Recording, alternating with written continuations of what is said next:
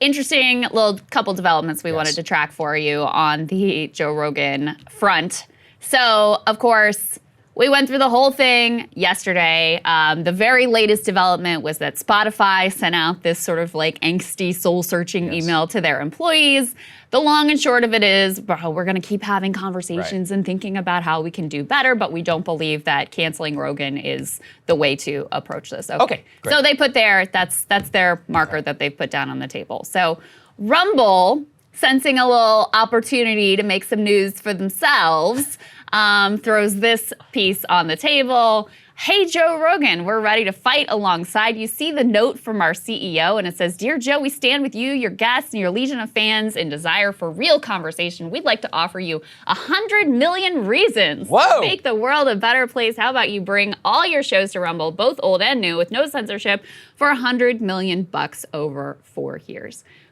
This is our chance to save the world, and yes, this is totally legit. Okay, so that's their little play. I mean, listen, obviously they're trying to grab a little attention for themselves, put their Rogan's not in breach of contract, and neither is Spotify, so it's probably not going to happen. Of course, it's not going to happen. And it's also not enough money. I mean, that's an insane thing to say. But also, let's say that you did have some mass artist exodus, and Spotify went back on their word, and they canceled the contract or whatever, and canceled Joe.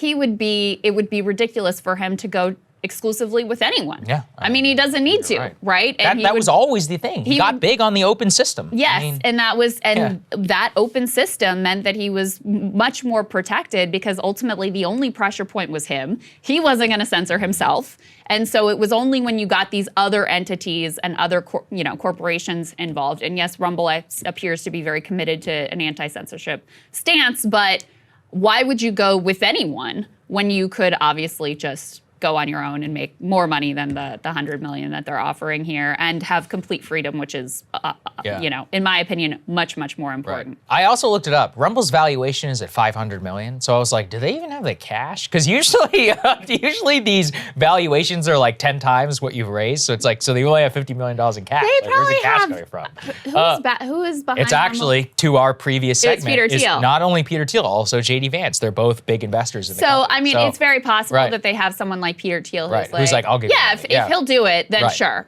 I mean, knowing that it's very unlikely that it's going to happen. Yeah. I think it was a good play from a publicity point of view for that happen. Obviously, we have friends who are on Rumble. They're having a good time. So I think it's an interesting development. I always do and look at these kind of alternatives as it's just not the right answer to me. And the reason why is because the network effects of these big, massive social media companies make it so that the litigation that happens within them is just so vitally important that, you can generally peel off 2 to 5% of somebody's user base, but that still means 90% of people are somewhere else. And that is just something where you have to grapple with that, especially if you're trying to change actual public discourse in American culture. Yeah. That is a problem which I have not yet seen anyone solve this.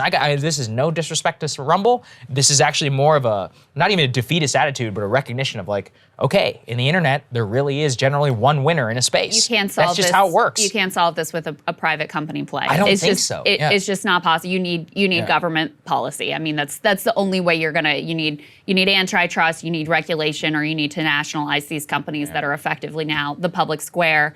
And I've thought a lot about this too, because part of the problem is, and this is now not specifically about Rumble, but about a lot of these sort of alternative like platforms, a Parler or a Gab or whatever. Getter, whatever. Why do so many of them actually sort of collapse into, Gab being probably the most notorious example, into truly terrible, a truly terrible ghetto with a lot of really odious people? And it's because their whole appeal is, we're going to be Twitter but without the censorship. We're going to be YouTube without the censorship. Right. And so for people who already have established platforms on Twitter or YouTube or whatever, they're not going to make the switch unless they're really ideologically committed to that thing. So you're going to get only this very specific, likely very ideological sliver. I think Substack has succeeded because they didn't have this model of we're going to be just like this other thing except without the censorship, they created there wasn't an existing easy newsletter platform. Right. And so you look at who's on Substack, and it really is across the board. Yes. You've got super cringe lib resistance people. You've got super cringe like never Trumpers. You've got people like Matt Taibbi. You've got Glenn Greenwald. You've got me and Kyle. I mean, you've got just the entire gamut of ideologies on Substack because they were actually providing something that was new rather than just making this kind of like ideological play. So I think that's why it's worked out in that instance, but I just don't think that there's a private market solution to this issue. I think it has to come from some sort of government intervention, as unlikely as that feels right now. I'm lucky enough to be friends with some people in tech, and the way that they describe it is this way. Whenever you're talking about an actual product, Substack not only solved a market problem, it expanded the market. As in, it created and solved the problem of, I want to charge people for my newsletter, exclusive content, you have an economy of scale, an audience, it actually makes total sense. Yep. But then by its very existence, it's actually created new marketplaces and a new expansion of the economy. That's what a great product does in the tech space. Alternatives, by their very definition, they can't do that because what they're doing is they're trying to be an alternative to something that has already both created the market and expanded the market. So it's actually not the particularly best business play. And I'm speaking specifically from business. It's important that you guys understand this because if you do want to solve this problem, you have to recognize what phase of what you're in and where exactly the problem is. Like the problem with the whole Substack thing was not regulation. It was that the market, the mechanism itself didn't exist. Whereas here in we have pretty good technology to give people a video based on a recommendation algorithm. Like we don't have a market problem yet that has to be solved, which is big enough to generate hundreds and hundreds of billions. Remember this, YouTube is making more money than many Hollywood studios, and they don't spend one dime on original content or on talent. That's a great business model. And that is something that you have to try and reckon with whenever you're thinking about these problems. So it's an interesting thing, and it's a little bit of a tangent, but people need to understand too, like where and how these alternative platforms exist and spring up and what they're trying to solve is that whenever somebody's telling you like this is the market or whatever, you have to try and think in terms of what does this mean to like the vast majority of people because the internet is so big. Right, not just the most sort of like ideologically committed folks who are willing to take the hit in terms of starting from scratch and building up and being on a platform that just does not have, I mean, that's the power of social media is all about network effects. How many people are on the platform.